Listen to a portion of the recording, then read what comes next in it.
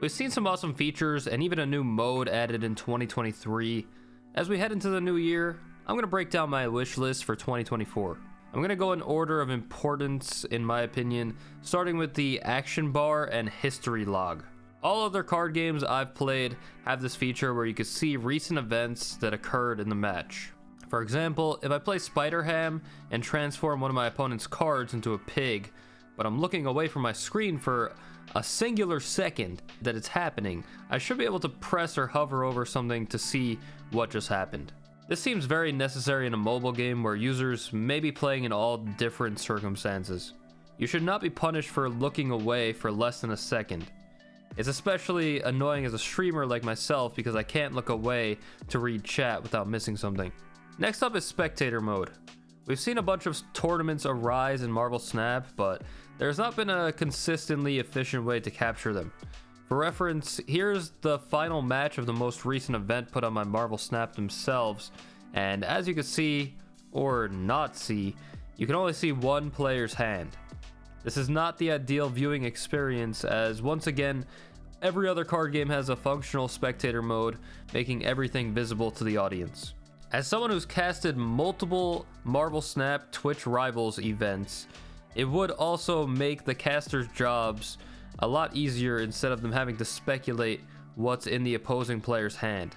It's concerning how long it's taken for them to add this feature into the game as a competitive player, because it really feels like Second Dinner doesn't really care about the competitive scene in Marvel Snap.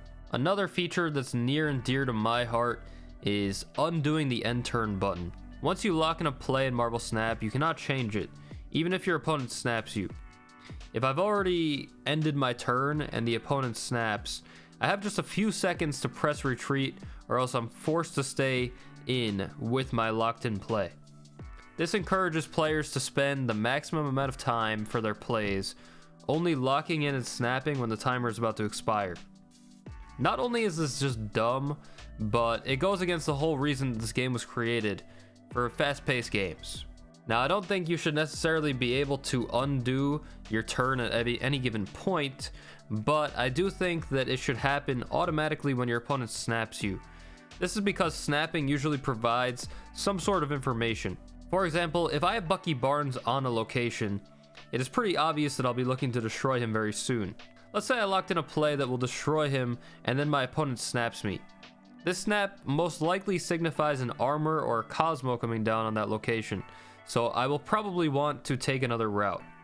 With this current system, I now am punished for locking in my play before my opponent decides they want to snap, and I have very little time to decide if I want to retreat or play it out as is.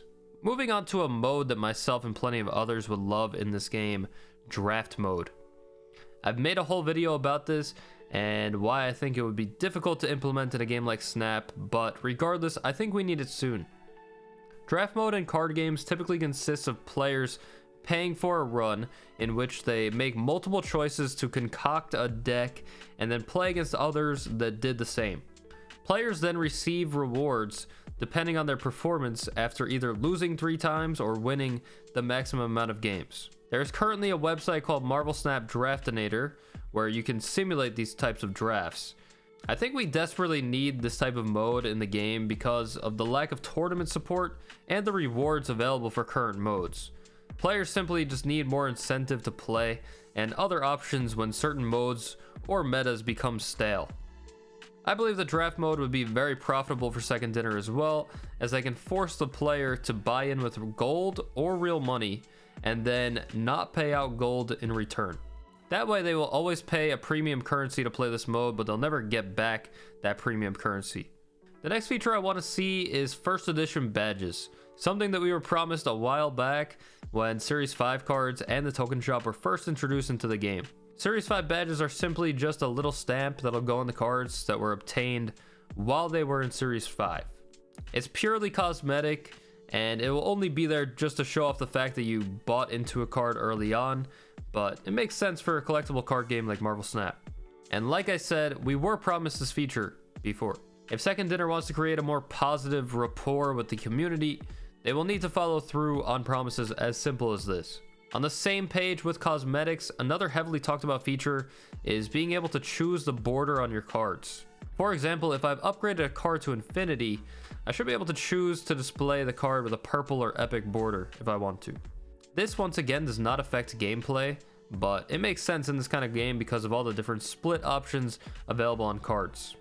If I have a card that has a purple Kirby Crackle effect on it, I will likely want to keep it at the purple border to match its effect. At the same time, I may want to split the card again and see if I obtain something that looks better. It would also be nice to be able to preview how an upgrade will look on the cards in your collection instead of having to hope that it looks the way you want it to when you upgrade it. There is a new feature that allows you to preview upgrades on cards in the shop and with spotlight variants, so hopefully that's a good sign for cards that we already own. Speaking of variants, Second Dinner recently announced Ultimate variants will be receiving their own animations and voice effects. Not that I necessarily want an excuse to spend 5,000 tokens on a variant, but I do hope to see them add this soon for players that have already made such purchases. 5,000 tokens is probably around $75 after all, and it would be very wrong to promise something like this and not follow through on it like the first edition badges. And you know that people have already bought these ultimate variants when that announcement went live. The last feature on my list for 2024 is a booster magnet. A booster magnet would be a reliable way to get boosters on a specific card in your deck.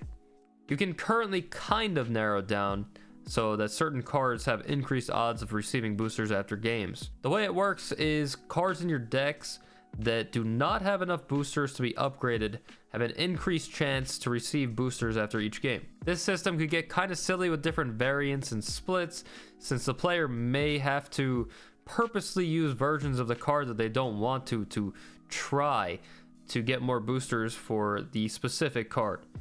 Basically, if the upgrade button is not red like this, then you will have a double chance of getting boosters on that card after each game. It's likely not even worth it to target it like this since the increase is barely noticeable, but there should definitely be a better way for players to target specific cards for boosters, even if that means paying some kind of fee for a certain amount of games or time period.